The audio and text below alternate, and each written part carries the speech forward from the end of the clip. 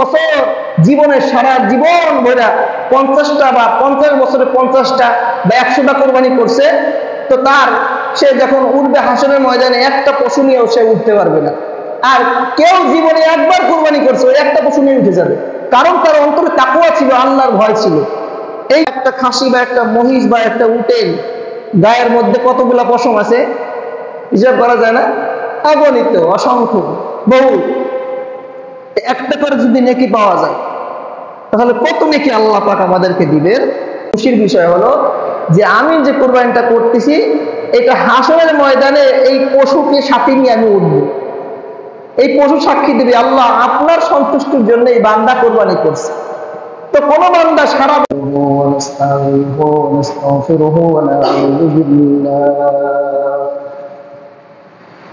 ونعوذ بالله من شرور أنفسنا ومن سيئات أعمالنا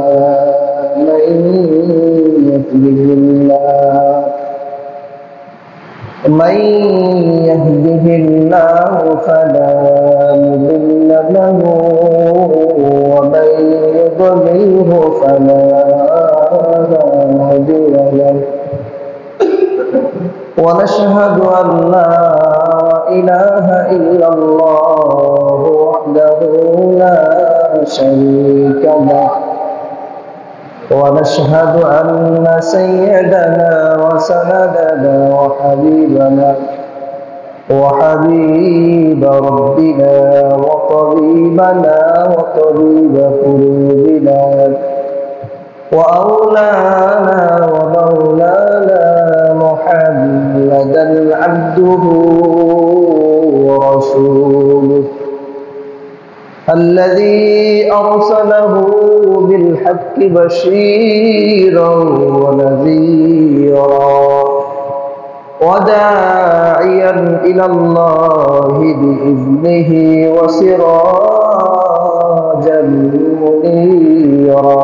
أما بعد فقد قال الله تبارك وتعالى في كلامه المجيد والفرقانه الحميد: أعوذ بالله من الشيطان الرجيم.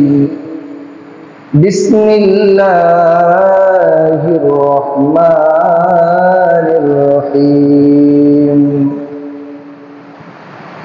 لن ينال الله لحومها ولا دماؤها ولكن يناله التقوى منكم. عن زيد بن عقرب رضي الله عنه قال: قال رسول الله صلى الله عليه وسلم: ما هذه الأضحية يا رسول الله؟ قال: سنة أبيكم إبراهيم. قالوا: فما لنا فيها يا رسول الله؟ قال: بكل شعرة حسنة. قال: فالسوف يا رسول الله؟ قال: بكل شعرة من الصوف حسنة، أو كما قال عليه الصلاة والسلام. وقال تعالى: إن الله وملائكته يصلون على النبي يا أيها الذين آمنوا صلوا عليه وسلموا تسليما. সকলে দুরূদ শরীফ পড়ি। اللهم صل على محمد وعلى آل محمد كما صليت على إبراهيم وعلى آل إبراهيم إنك حميد مجيد. اللهم بارك على محمد وعلى آل محمد كما باركت على إبراهيم وعلى آل إبراهيم إنك إنك حميد مجيد بلغ العلا بكماله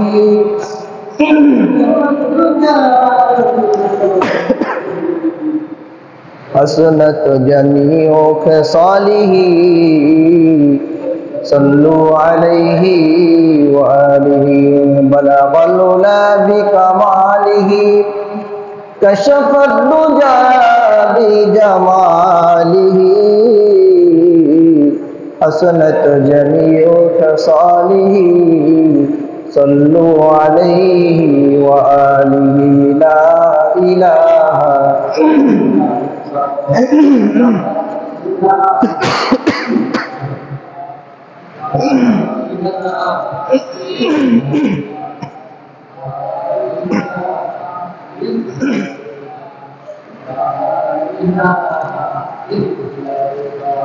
لا إله إلا الله لا إله لا إله إلا الله محمد رسول الله صلى الله عليه وسلم সম্মানিত উপস্থিতি মুসল্লিয়ানে کرام আল্লাহ পাক রব্বুল আলামিনের দরবারে অসংখ্য অগণিত শুকরিয়া যে মহান মালিক দুনিয়ার সমস্ত ঝামেলাকে উপেক্ষা করে আল্লাহ পাক রব্বুল আলামিনের মহান হুকুম জুমার নামাজ আদায় করার লক্ষ্যে মসজিদের মধ্যে আগে আগে আসার বসার তৌফিক দান করেছেন। মালিকের দরবারে শুকরিয়া আদায় করি পড়ি আলহামদুলিল্লাহ। জিলহজ মাস চলতেছে। আজকের দিনটা কয়েক দিক দিয়ে দামি। একদিক দিয়ে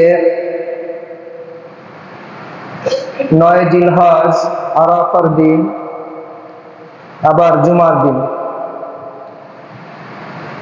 এই জন্য হাদিস শরীফের মধ্যে এই দিনগুলোর ব্যাপারে আসছে, এই দিনগুলোতে বেশি বেশি নেক আমল করা। এই দিনগুলোতে যারা বেশি বেশি নেক আমল করতে পারবে তাদের ভাগ্য ভালো, তাদের নসিব ভালো। এই দিনগুলোতে যারা গুনার কাজ থেকে বিরত থাকতে পারবে, নেকের কাজ করতে থাকবে, এদের ভাগ্য ভালো। আর এই দিনগুলোতেও যারা নেকির কাজ করতে পারলো না, গুনার কাজও ছাড়তে পারলো না, গুনার কাজের মধ্যে লিপ্ত থাকলো এবং অপরকেও রাখলো, এদের ভাগ্য খারাপ, এদের নসিব খারাপ। এই জন্য আমরা যারা মসজিদে আগে ভাগে আসতে পারছি, বসতে পারছি, আল্লাহকে শুকরিয়া আদায় করি যে আমাদের ভাগ্য ভালো, পড়ি আলহামদুলিল্লাহ। জিলহজ মাস আল্লাহ যদি চায় আগামীকালকে কোরবানির ঈদ, ঈদুল আজহা। ঈদুল আজহা, ঈদ অর্থ আনন্দ, আজহা অর্থ কোরবানি, অর্থ ত্যাগ দেওয়া, ত্যাগ করা। তাহলে কোরবানি অর্থ এখানে ত্যাগ, মালের ত্যাগ হয়, মালের কোরবানি হয়। আল্লাহ পাকের কিছু ইবাদত আছে, নামাজ, রোজা, হজ, যাকাত, জিহাদ। জিহাদের মধ্যে আল্লাহ পাক বান্দার দুইটা দিকে পরীক্ষা হয়, একটা হলো ধন সম্পত্তির পরীক্ষা আর একটা হলো জানের পরীক্ষা। একটা মানুষ জিহাদের ময়দানে গেল, যাওয়ার পরে তার নিশ্চয়তা নাই যে সে বাড়ির মধ্যে ফিরে আসবে, কারণ জিহাদের মধ্যে কেউ মারাও যেতে পারে, শহীদ হতে পারে। এইটা সে নিয়ে করেই যায় যে আমি যদি জিহাদে যাচ্ছি মরেও যেতে পারি। এখানে তার জানও যায়, মালও যায়। কুরবানি এমন একটা আমল যে এইখানে বান্দার মাল যায়, এইখানে বান্দার কি যায় বলেন? মাল যায়। যেমন আমাদের ভিতরে যাকাত, ফিতরা, কুরবানি, দান, সদকা, এগুলো মালের উপর দিয়ে যায়। কিন্তু কুরবানির সাথে আর একটা বিষয় সংশ্লিষ্ট আছে, এটা বুঝতে হবে ভালো করে। সেই বিষয়টা হলো মনের একটা জিনিস থাকে, মনের একটা বিষয় থাকে, মনের ত্যাগ থাকে। এই ত্যাগটাই সব থেকে বড় ত্যাগ। সাহাবায়ে কিরাম রাদিয়াল্লাহু তাআলা আনহুম ওনারা জানেরও ত্যাগ করছেন, মালেরও ত্যাগ করছেন। হাদিস শরীফ ঘাটাঘাটি করলে পাওয়া যায় অনেক কাফের এরকম ছিল যে জান দিয়ে দিবে, কিন্তু অন্তর দিয়ে এই কথা বিশ্বাস করবে না যে ইসলামী আসল ধর্ম। ইতিহাস আছে না এরকম, যে মুহাম্মদুর রাসূলুল্লাহ নবীর জন্য জান দিয়ে দিব, কিন্তু কালিমা পড়তে রাজি নেই। কারণ ওই যে মনে সমস্যা, মনে যেটাকে তিনি অটল মনে করছে, মানে মনে যেটা করবে ওনার ওইটাই করতে হবে, মনের বিরুদ্ধে যাওয়া যাবে না। এই কুরবানির দ্বারা আমাদের মনের একটা বিষয় থাকে, মনের জিনিসটা বিজ্ঞানীরা বলেন মনের পশুত্ব, মনের মধ্যে যে পশুটা আছে এইটাকে কুরবানি করা। দেখেন কুরবানির বিষয়টা হলো এরকম, আমি আজকে আপনাদেরকে আবারও বলতেছি, এটা একমাত্র আল্লাহর জন্য। কার জন্য বলেন ভাই? আল্লাহর জন্য। এইখানে আপনি কেউ দেখা যায় যে আমরা লোক দেখানো কুরবানি করি। এইটা কেমন, যে আমি এমন একজন মানুষ, যদি আমি একটু বড় গরু কুরবানি না দেই তাহলে মানুষে কি করবে? এখানে মানুষে কি বলবে, আছে কিনা বলেন? আছে না? আচ্ছা। দ্বিতীয়ত, বাজারে যাইতেছি,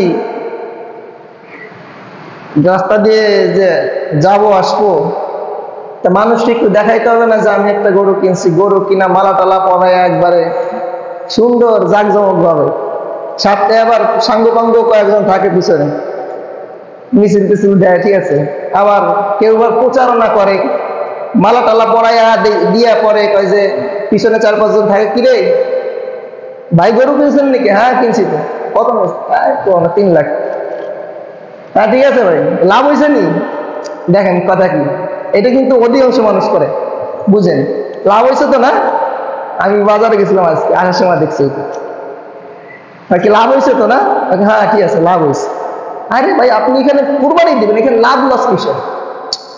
আপনি দিবেন কুরবানি, আপনার লাভ লসের কি দরকার? আপনি কি ব্যবসা করতেছেন? আমার কথা বুঝতেছেন আপনারা?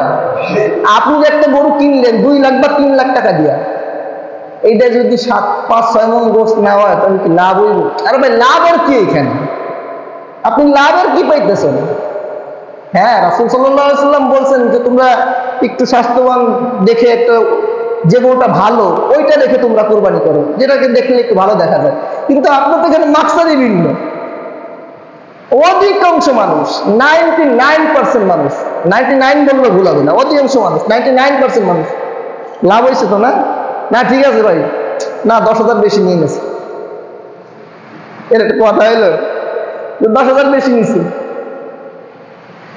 আল্লাহ আমাদেরকে সহি শুদ্ধ করে কোরবানি করার তৌফিক দান করুক, আমাদেরকে ইখলাসওয়ালা কোরবানি করার তৌফিক দান করুক।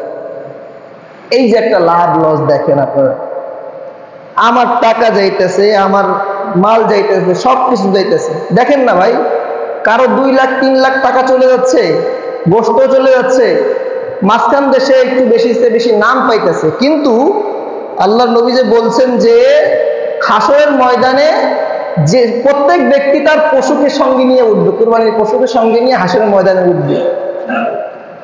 আল্লাহ না করুক, আমাদের যে মনের ইখলাস আর নিয়ত, কয়জনের কুরবানি কবুল হবে আল্লাহ ভালো জানে। আমি যে পয়েন্টগুলো বলতেছি এই পয়েন্টের সাথে মিলাইয়া তারপরে বুঝেন যে আমার কুরবানি কতটুকু কবুল হইতেছে। এরপরে যে বিষয়টা, যারা ভাগে কোরবানি দেন, 2 ভাগ 3 ভাগ 4 ভাগ 5 ভাগ 7 ভাগ, একটা কথা মনে রাখেন, আমি গত জুমার আগের জুমা বলছিলাম এই কথা, ভাগে যারা কোরবানি দেন, একজনের টাকা যদি হারাম হয়ে থাকে সবার কোরবানি মাকরুহ, শেষ, কারো কোরবানি হবে না। একজনের টাকা যদি হারাম হয়ে থাকে, আপনি কেমনে বুঝবেন? পাগড়ি আছে, টুপি আছে, পাঞ্জাবি আছে, সব আছে, কিন্তু টাকা নকল, টাকায় ভেজাল। টাকায় কি বলেন? ভেজাল। আপনার কে বলছে আপনি 5 লাখ টাকা দিয়ে কোরবানি দিতে ভাগে? আপনি সমর্থ অনুযায়ী আপনি একা একটা দিবেন। আর একটা বিষয়, এই যে 7 জনে বা 5 জনে বা 4 জন 2 জন 1 জনে কোরবানি দিল, এদের মধ্যে থেকে যদি কারো এই নিয়ত থাকে অন্তরে যে গোশত খাওয়ার নিয়ত, তাহলে কারো কোরবানি হবে না। কথা কি বুঝতে পারতেছেন আবার? হ্যাঁ, এই যে ভাগে কুরবানি দিচ্ছে 4 জন বা 5 জন, এদের মধ্যে থেকে একজনের যদি এই নিয়ত থাকে গোশত খাওয়ার নিয়ত, এইটা যদি মনে ঢোকে বা লোক দেখানোর নিয়ত, এখন প্রশ্ন, হুজুর একজনের ঢুকলো না, একজনের হইব না, আমাগুলা কেন হইব না? কারণ সবার জন্য একটা গোশত কুরবানি দিতেছি। আপনি লোক দেখার সময় যাচাই বাছাই কেন করেননি? আপনি খালি পাত্তিওয়ালা লোক দেখছেন, আমলওয়ালা লোক দেখেননি। ওর লাগে একটু ভাগে কুরবানি দিলে আমার একটু সাশ্রয় হইব। আপনি আমল দেখেন, ওর লোকের আমল নাই, ইমান নাই, কিছু নাই, লোক দেখানোর জন্য কুরবানি দিতেছে। ওর গরু কিনা থেকে মানে নিয়ত থেকে নিয়ে শুরু করে একবারে গোস্ত বন্টন পর্যন্ত লোক দেখানোর নিয়ত। তাহলে ওই লোকের সাথে আপনি কুরবানি দিচ্ছেন, আপনার কুরবানি কেমন হবে? কথাগুলা শুনলে খারাপ মনে হইতে পারে, কিন্তু এখন যদি নিয়ত না ঠিক করতে পারে তাহলে হুদায় হুদায় একবারে খালি খালি। কথা কি বুঝতে পারতেছেন? এই জন্য যারা ভাগে কোরবানি দিবেন এদের জন্য এই যে লোক যাচাই বাছাই করে নেওয়া উত্তম জরুরি। আপনি একটা খাসি দেন, আপনার কে কইছে হ্যাঁ ওর একটা চিনতে হবে। এরপরে বিষয় আসেন, প্রতি বছর কুরবানি দেই, যদি এই বছর না দেই মানুষে কি করবে? এটা আছে কিনা মনে? সবাই ফেরেশতা, কেউ মনে এগুলো আসেন। প্রতি বছর কুরবানি দেই, এই বছর যদি না দেই মানুষে কি বলবে? হ্যাঁ রে ভাই, মানুষ কি করব? এইটা নিয়ে থাকলে কেন নেই? শুরুতেই তো ভুল, শুরুতেই তো ভুল। একটা লোক গাছ লাগাইছে একবারে জমি, আমাদের ওদিক বলে আইল সীমানা, সীমানার উপরে গাছ লাগাইছে, একটু তাড়া করে, একটু বাঁকা করে লাগাইছে, একবারে সীমানার উপরে বাঁকা করে গাছ লাগাইছে।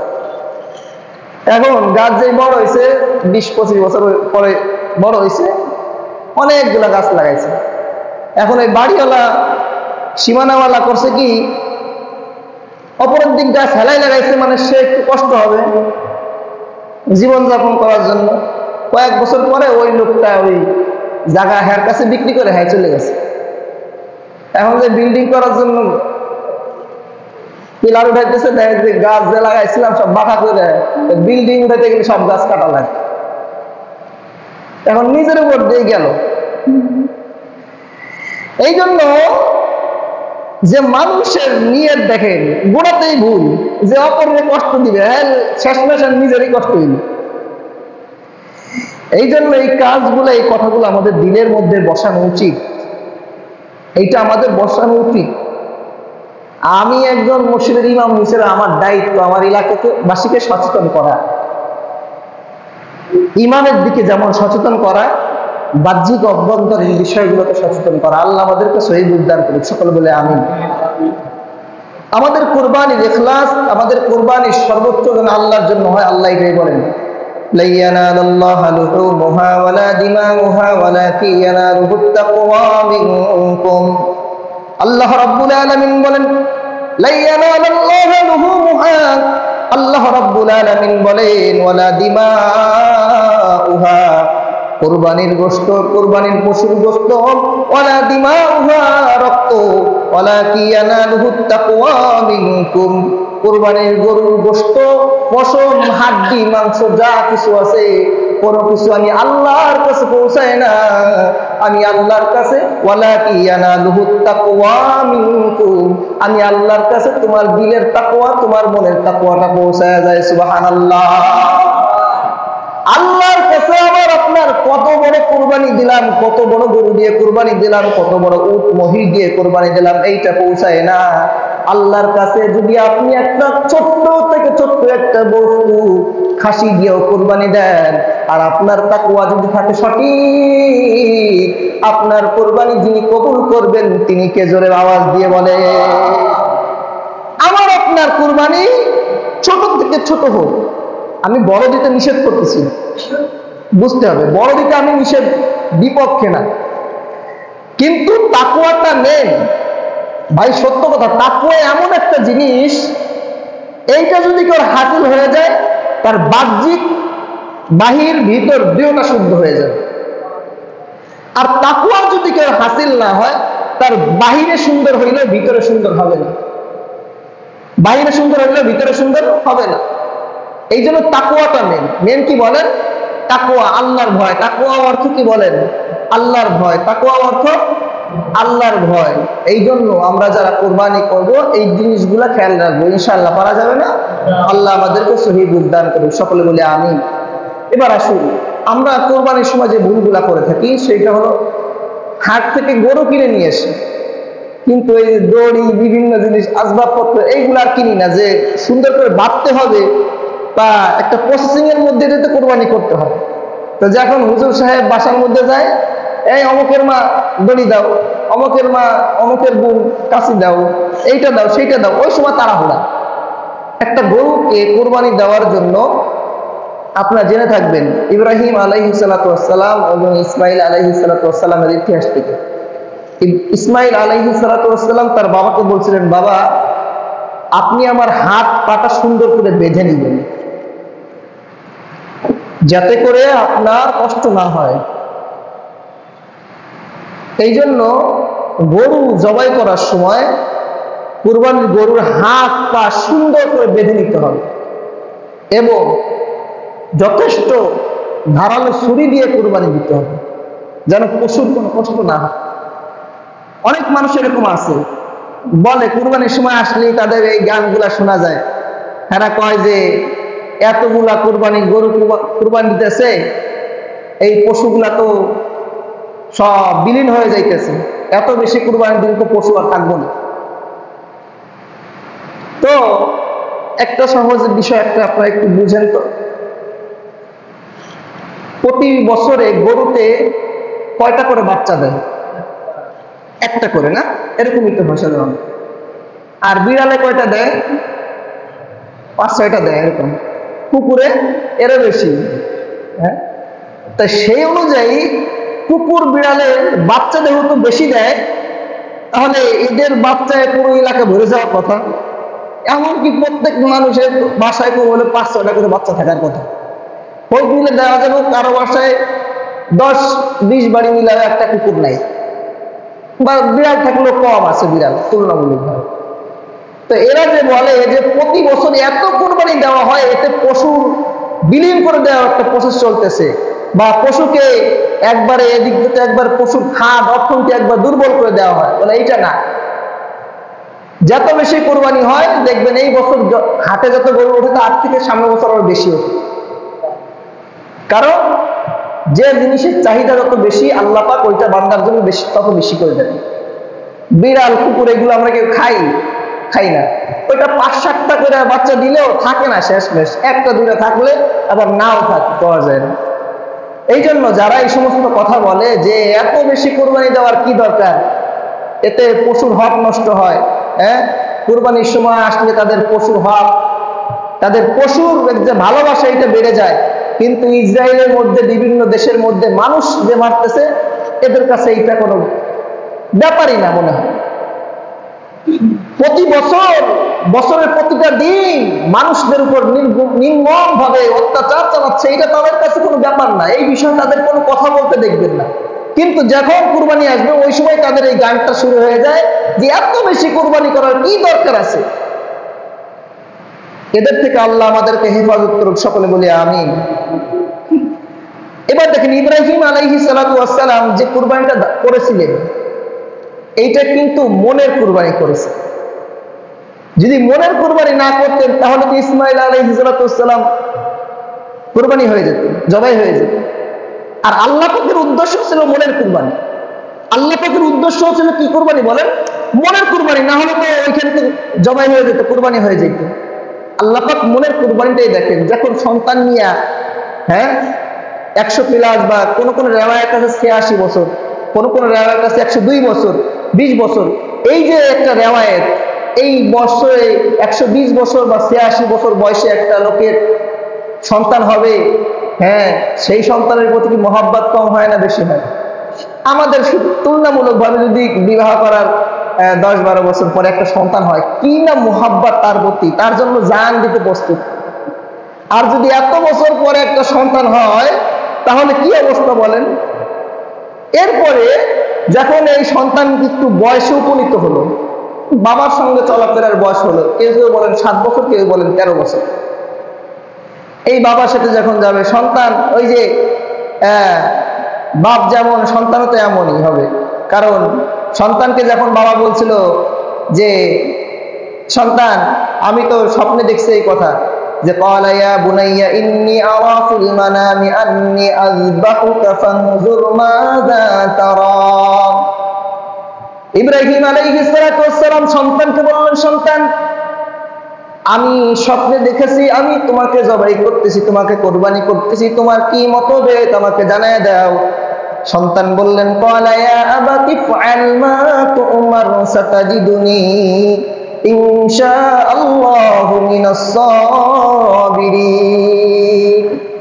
বাবা আপনি যেটা দেখছেন ইনশাআল্লাহ আপনি আমাকে আদেশ করার ইচ্ছা করুন, আপনি আমাকে ধৈর্যশীলদের মধ্যে পাবেন। সুবহানাল্লাহ। বাপ যেমন হয় সন্তানও তেমনই হয়। আর নবীদের স্বপ্ন ওহী, নবীদের স্বপ্ন কি বলেন? ওহী হয়। আমাদের স্বপ্ন ওহী না। আমাদের স্বপ্ন কি না বলেন? ওহী না। নবীদের স্বপ্ন কি? ওহী। কারণ আমাদের স্বপ্ন কেন ওহী না? আমরা কি স্বপ্ন দেখে এটা আমরা কইতেও পারি না, সকালবেলা অনেক স্বপ্ন। আবার এটা কি আল্লাহ দেখাচ্ছে নাকি শয়তানের পক্ষ থেকে দেখতেছি এইটাও জানি না। স্বপ্ন কয়েক প্রকার হয়ে থাকে। স্বপ্ন কয়েক প্রকার হয়ে থাকে। যেমন শয়তানেও স্বপ্ন দেখায়, হাদাসুন নফস, মানুষ দিন ভরে যেটা কল্পনা করে ওইটাও রাত্রে হইলে স্বপ্নে দেখে। আবার বুজুর্গদের স্বপ্ন, যারা ওলি হয় এদের স্বপ্ন তাফসীরের মধ্যে আসছে যে ওহীর 70 ভাগের 1 ভাগ। সুবহানাল্লাহ। এখন আমি আপনি যে স্বপ্নটা দেখি সাধারণত হয় কি, দিন ভরে যেটা পরিকল্পনা করি ওইটা দেখি, আর না হলে শয়তানের পক্ষ থেকে একটা দেখায় দেয়, ভয় দেখায় শয়তানে। কিন্তু নবীদের স্বপ্ন ওহী, নবীদেরকে শয়তান ভয় দেখায় না, শয়তান ওয়াসওয়াসা দেয় না। যেটা দেখে ওইটা সত্য, ওইটা বাস্তবায়ন করতে হয়। এই জন্য ইব্রাহিম আলাইহিস সালাতু ওয়াস সালাম যে স্বপ্ন দেখলেন এটা ওহীর মধ্যে আল্লাহ তাকে জানাইলেন। এখন যখন সন্তানকে এই কথা বলছে, সন্তান তো ওই যে বললো যে আপনি আমাকে ধৈর্যশীলদের মধ্যে পাবেন। কথা আছে, হ্যাঁ, বাপ কে বেটা সিপাহী কা ঘোড়া কুছ না হো তো থোড়া থোড়া। যে বাপ যেমন হবে সন্তান তো এমনই হয়, কিছু কিছু তো মিল পাওয়া যায়। এই যে ইব্রাহিম আলাইহিস সালাতু ওয়াস সালাম আর ইসমাঈল আলাইহিস সালামের কুরবানি, এইখান থেকে বোঝা যায় যে আল্লাহ পাক রব্বুল আলামিনের উদ্দেশ্য যে অন্তরের কুরবানিটা। আল্লাহ পাকের উদ্দেশ্য কি বলেন? অন্তরের কুরবানি। এই জন্য নবী সাল্লাল্লাহু আলাইহি সাল্লামকে সাহাবায়ে কেরাম প্রশ্ন করছেন, ইয়া রাসূলুল্লাহ মা হাদিহিল আদহিয়া ইয়া রাসূলুল্লাহ, যে কুরবানি কি জিনিস ইয়া রাসূলুল্লাহ? রাসূলুল্লাহ সাল্লাল্লাহু আলাইহি ওয়াসাল্লাম বলেন, সুন্নাতু আবিকুম ইব্রাহিম, এইটা হলো তোমার পিতা ইব্রাহিম আলাইহিস সালাতু ওয়াস সালামের আদর্শ। সুবহানাল্লাহ। যে কুরবানি কি জিনিস, এইটা হলো ইব্রাহিম আলাইহিস সালাতু ওয়াস সালামের একটা আদর্শ। এবার সাহাবায়ে কেরাম প্রশ্ন করলেন, ইয়া রাসূলুল্লাহ ফামা লানা ফিহি ইয়া রাসূলুল্লাহ, কুরবানি করলে আমরা কত সওয়াব পাবো? রাসূল বললেন, ক্বালা বিকুল্লি শাআরাতিন হাসানা, প্রত্যেকটা চুলের বিনিময়ে একটা করে নেকি পেয়ে যাবে। সুবহানাল্লাহ। ফাসুবু ইয়া রাসূলুল্লাহ, প্রত্যেকটা পশমের বিনিময়ে কি একটা নেকি করে নেকি পাবো? রাসূল বললেন, হ্যাঁ, বিকুল্লি শাআরাতিন মিনাস সুফি হাসানা, প্রত্যেকটা পশমের বিনিময়ে একটা করে নেকি পেয়ে যাবে। সুবহানাল্লাহ। একটা গরু বা একটা খাসি বা একটা মহিষ বা একটা উটের গায়ের মধ্যে কতগুলা পশম আছে হিসাব করা যায় না? অগণিত, অসংখ্য, বহু। একটা করে যদি নেকি পাওয়া যায় তাহলে কত নেকি আল্লাহ পাক আমাদেরকে দিবেন। আর সব থেকে সুখের বিষয় হলো, খুশির বিষয় হলো যে আমি যে কুরবানিটা করতেছি এটা হাসরের ময়দানে এই পশুকে সাথে নিয়ে আমি উঠব। এই পশু সাক্ষী দেবে, আল্লাহ আপনার সন্তুষ্টির জন্য এই বান্দা কুরবানি করছে। তো কোন বান্দা সারা বছর জীবনের সারা জীবন ভরা 50টা বা 50 বছরে 50টা বা 100টা কুরবানি করছে, তো সে যখন উঠবে হাসরের ময়দানে একটা পশু নিয়েও সে উঠতে পারবে না। আর কেউ জীবনে একবার কুরবানি করছে ওই একটা পশু নিয়ে উঠে যাবে, কারণ তার অন্তরে তাকওয়া ছিল, আল্লাহর ভয় ছিল। এই জন্য তার কুরবানিটা কবুল হয়েছে ওই একটা পশু নিয়ে এসে উঠছে, একটা পশু তার আমল নামার জন্য সাক্ষী দিবে। আর আপনার এই যে সারা জীবন কুরবানি করছেন, দেখা যায়, দেখেন আমরা তো মানুষ, আমাদের মধ্যে শয়তান ওয়াসওয়াসা দিবেই, শয়তান ওয়াসওয়াসা দিবে যে গোশত খাওয়ার জন্য বা এই করার জন্য সেই করার জন্য। এই ওয়াসওয়াসা থেকে আমাদের বের হয়ে আসতে হবে। আমি যতই বলি তারপরে এক দল লোক এরকম থাকবে যে লোক দেখানোর জন্য কুরবানি করবে। এই জন্য আল্লাহ আমাদেরকে এই সমস্ত কাজ থেকে বিরত থাকার তৌফিক দান করুক, সকলে বলে আমিন। কুরবানির পশু একাধিক জিনিস খাওয়া যায় না। কুরবানির পশু 7টা জিনিস, হাদিস শরীফের মধ্যে 7 জিনিস আছে, 7টা জিনিস খাওয়া যায় না। যেমন কুরবানিত রক্ত খাওয়া যায় না।